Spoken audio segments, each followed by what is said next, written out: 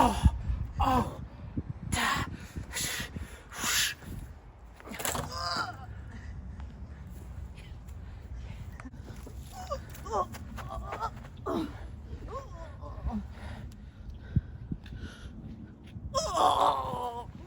Hi everybody, I'm Joe. And I'm Mary. And we're Book Buds. And today we're talking about Sunrise on the Reaping by Suzanne Collins. We were so excited about this book. Ooh, my knife is not going to stay on my head. Your injury. Okay. He killed me. So we were so excited about this book coming out. This is the new Hunger Games book, and it's Hamish's story. So for those of you that have read the Hunger Games, like, you'll know what we're talking about, and you'll want to read it for sure. Do we have to say anything else to kind of like intro it? No, no. Okay. We can't do spoilers. Well, not right away. I mean, we'll get there. I think we should get to spoilers. Yeah. Right? Yeah. Okay, so what do you want to talk about that's one. not spoilery? Well, first of all, yes, you liked it. I did like it. I liked it too. Okay. Did you love it? I loved it, but I I loved it. But I got interrupted during the sad part. Yes. And it messed up my flow of reading it, so I just wondered, like, I probably would have been like, woohoo, that's amazing, whereas I was kind of like, oh, because I got interrupted. This is not an ending for you. Well, but it's Hunger Games, so I expect it. It's a prequel. Like, we know what's going to happen. Yeah. But like, I feel like, this is spoilers. Skip that. What do you want to talk about? Because I can't. What do you want to talk about that's not spoilery? Okay, so I enjoyed how I loved the introduction and the integration of the Raven. Yes. Did you like that? Oh, yeah. So that was pretty cool. There was a lot of, like, throughout the whole story, you kept having, quote, the Raven Nevermore kind of stuff, and Lenore, because Hamish's love was Lenore. And so, if any of you read Ballad of Songbirds and Snakes, Lucy was involved in this group that, like, did singing and whatnot. Right. And so Lenore was kind of like a descendant of that, or like another portion of that group, which was very cool. Yeah. And so she would have these little songs that she would sing, and they'd get stuck in Hamish's head, and he'd kind of like say them here and there or whatever. But then a lot of the songs had this root in the Raven, or it was fully the Raven. You know, I can't keep wearing this. It's bothering you. It's like popping up. I'm sorry, guys. She can't keep the knife in her skull. But yeah, so I enjoyed it. Except at the end, there was like a big long part of the Raven. I was like, all right, already. I don't need to get that much into it. Did that bother you? It didn't. But you read this? You didn't listen. I read. Did I listen? I mean, there was a lot of songs too. No, I read this. I read it on ebook. Yeah. Okay, because I was wondering how how it sounded. Like they were singing all these songs and the Raven. Yeah. I think the Raven was a perfect addition because, the Raven is like a gothic tale, right? Yeah. Scary. It was a nice literary thing to integrate that in. And I mean, this story is full of just, his grief, his sorrow, and all that stuff. I think it was just complemented very nicely with the Raven. Yeah. Yeah, very cool. Yeah, because Hunger Games in general is like, it's got creepiness and whatnot going on. Yeah. And honestly, Hamish, if you've read other things or you've seen the movie, you know that he says to the contestants that he's like coaching, that he's mentoring, he says like, I didn't like go all out and kill lots of people and have all this amazing whatever in the arena. Like, I survived by chance. Like, I'm not really a good coach to mentor you. And so Joe and I haven't talked about this off camera yet, so I want to talk with you about that, because did you remember that going into this, that he said to them, like, look, it's all about getting the sponsors, and like, you gotta paint this picture in this campaign so that you get food in there and whatever, and that was his main gimmick during the original books. So it's like, it makes sense. She's got to write this story where he's not going in and like killing all sorts of people. The only like big scene was the axe scene that we just did for you guys. Yeah. Because so much of it had to be more strategic. Right. Absolutely. Which is a very different kind of book. Very different. So, and the Raven, I felt, gave you that more creepiness that would be missing. It was missing. Yeah. Yes, I did miss it. Right. But I think it still worked. And I think that this story was definitely one that made so much sense for her to tell. Like, yes. Of course you're going to tell Snow's story, like, the person behind the games or the villain or whatever we're talking about. But I think this one even more, kind of, like, was just so much more important to just get his backstory and see, like, and see what happened. Like, what was he talking about? Like, what transpired in the games. Right. And, like, when you meet Hamish in the original stories, he's a drunk. And there's no value to his life, no meaning. There's nothing good at all.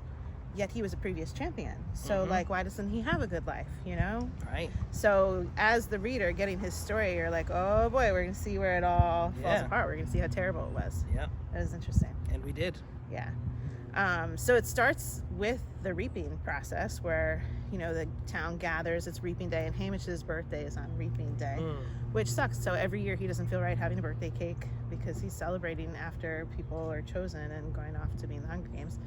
And the reaping was cool. Like, you know, you would think it's just the same all the time, but they had a different spin on it. So I don't know if we want to say all that yet. We'll get to it in spoilers. Yeah. But so she really did a good job of giving you new plot lines. Yeah, she thought outside the box. Yeah. And put it where we needed it. Yeah. Because if it was the same old, right, it was not cookie cutter. We've been here, done that. So she did a great job. Yeah. I do think that the Ballad of Songbirds and Snakes was more involved. There were more layers. Yes. There was more like suspense. Right? More intrigue. Although it was very long, and did it drag for you? It dragged for my husband. Songbirds and Snakes? Yeah. It did drag for me. It did drag for you, yeah.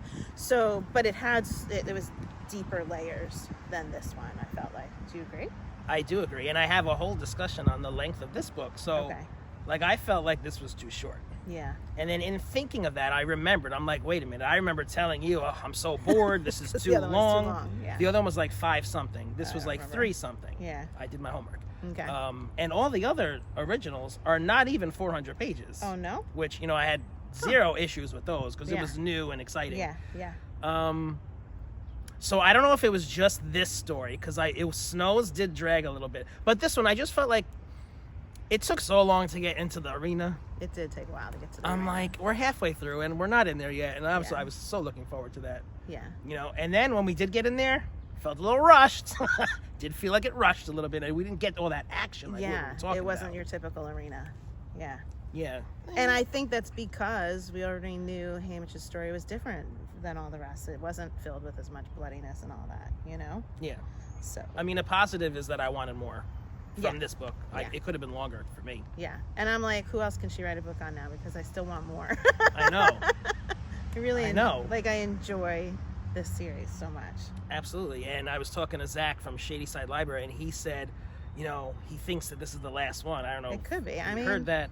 But then he's like, oh, she should do one on the first Hunger Games. Sure, why not? I mean, that makes so much sense. Sure. We need all those details. Give it to us. Right? Yes. We need to see that. She could do that. Yeah. So should we get into spoilers now? Yeah. I think that's enough. So if you guys haven't read it and you don't want to hear any spoilers, tune back in after you've read it. Yes. All right, so let's start with the reaping. Yeah. It was so not fair that he was just like randomly chosen. Like they pulled the names from the hat, and then the one name that they pulled, he ended up dying because he like freaked out and like ran away or something like that, right? So they killed him. Yeah. And then his girl Lenore starts getting in a fight. So he goes to break it up. He goes to help. And they're like, okay, what's his name? What's that guy's name? He's going to be the replacement.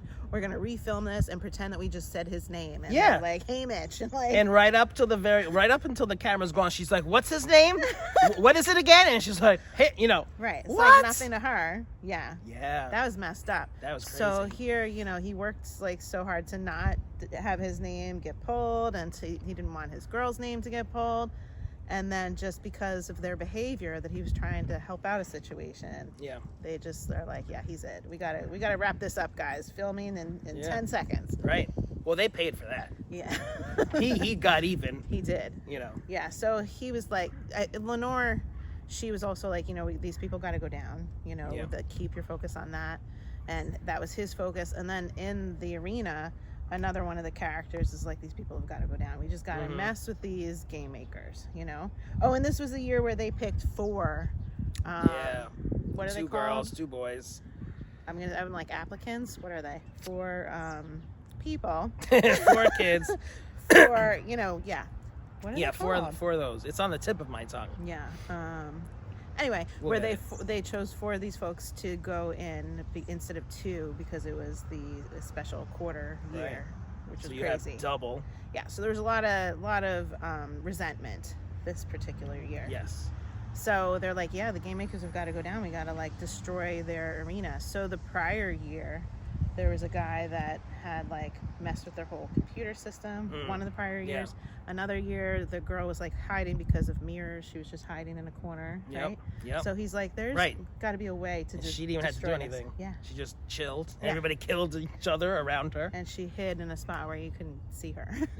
She was the victor. So I do think this stuff before getting in the arena was important because it was strategy building about how am I going to flood this arena? You know, how am I going to destroy it? What's the best way? Because it's like a big computerized thing. Like, he's not a tech guy. He doesn't know how to do that. Right. So he had to like make connections and do some tricky, discreet meetings. Yes, all the alliances with the kids. Yeah. That was cool. But yeah, it definitely built the tension between Haymitch and the game makers and Snow, because he like gives them a big, you know, F you on camera right to their face. Yeah. During all those like pre-arena interviews and stuff. Yes. Yeah. So one of the girls that was from their district, he was going to protect her, and she didn't even make it to the arena. She died on the way in during the chariot ride. Yeah. And then what did they had somebody else come in and pretend it was her, and it was some shell of a person. Yeah, and they like rewired her, put some kind of like device in her chest to program her to be like this other girl, and they called her Lulu instead of Luelle or whatever her name was. That was messed up. Yep. But when she died, he scooped up her dead body and put her at the feet of Snow, which was like, you know, he's really driving to make these statements, thinking like, oh, this is going to be televised. You know, he's going to be embarrassed. Yeah. And they control all that. None of that was televised. Right. Yes, I like how she included that, like, you know, everything was edited to make it look a certain way. Yeah. Just like our reality TV shows are. Because at the end, you get to see him watching, like, how it was televised. And you're like, damn, it's like, that didn't happen. They didn't see any of this. Right. They portrayed it a certain way to control the public. Yes. And they do. They win all the time. Which is why, like, when he's the mentor later, he knows, you know, we can't decide what these people are going to see. So you just got to be in your head with this whole game. I'm surprised they let him be a mentor after all that, you know? Yeah. I mean, otherwise they'd have to kill him. Yeah. Well, they did enough to kill everything everything sure around him. So they thought they had a handle on him. Enough misery, Yeah. Should we get to So do you want to get into that? Yeah. Go ahead. I mean, he loses everybody. They kill everybody. They kill his family. His mother and brother die in a fire in the house. Yeah, and then they killed Lenore. Right, like, he was right there, and he realized it as it was happening and couldn't stop it from happening. Yeah. Yeah. So did you know that was going to be happening? Were you anticipating it? Which part? Any of those people dying? Lenore. Okay. You didn't think about his mother and his brother? No, that was a little bit surprise, the fire, to me. So I was dreading him going home because I have it in my head that, like, the victor's houses and the victor's life is not a good life. Yeah. And you just know that so clearly from other books that I was like, oh God, he's not going to have anything good when he gets back. And I thought, like, everybody's just going to die. Are they going to do that right now for us? Like, and then they did. They killed everybody. 1, 2, 3. Yeah. It was messed up. It sure was. Sad. Yeah. And that's the part that I got interrupted while I was reading it. So, like, the emotion of it, I didn't end up crying, but it was still good. Yeah. Very good. Yeah, it really paints a picture of how he then became alcoholic, all alone, doesn't trust anybody, just kind of like this ornery person who's just grieving forever, you know, doesn't really get over it. Yeah. Yeah, it's messed up. But then it also does show you, like, when he pulls it together for them, because they're like, Hamish, we need you, like, pull it together, you know? It shows that he does have the strength of character and the drive from before to want to do that. He just didn't think that anybody would have the ability to do it. Yeah. So when he meets Katniss later, he, like, is like, okay, maybe I do have a shot of sending these game makers down through her. So he sobers up. Yeah. You know? Yeah. I feel like she did have a good grasp of his full personality that she showed us from start to finish with that. Wow, what a great book. Yeah. Yeah. One other sad part I want to jump back to, the guy, there was another mentor that was telling him about how to break the game maker stuff, like to break the arena.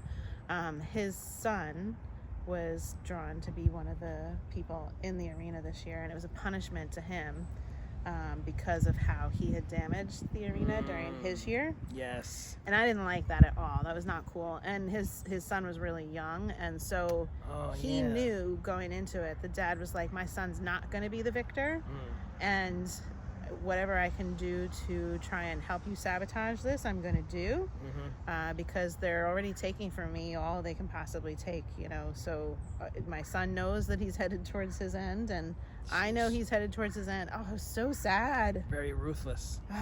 Yeah. Very sad. So with that, I even more felt like they're going to kill all of Hamish's loved ones. Look at what they're doing to this guy, you know? Yeah. Ugh. Bad people. Bad Snow. Terrible. Yeah. Oof. So yeah, I was happy to have this book. It was a very good read. I think we liked it. I think we did. Yeah. Well, there probably should have been more bloodshed in this book, right? Especially compared to the others. We didn't get that much of it. But did you guys like our scene? We tried to give it to you there. Fun, right? I hope you enjoyed it. If you're enjoying Book Buds, give us a thumbs up. And share us with your friends. And subscribe to our channel, Book Buds! I was up all night reading this book. I loved it. What did you say? Skulking in the shrubbery? Yes. Skulking in the shrubbery.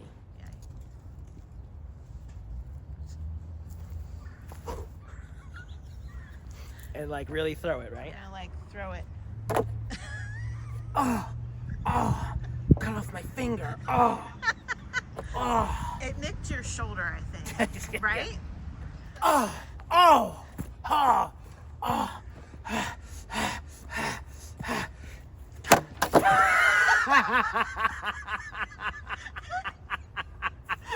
You know, you're really in the moment in these Hunger Games scenes.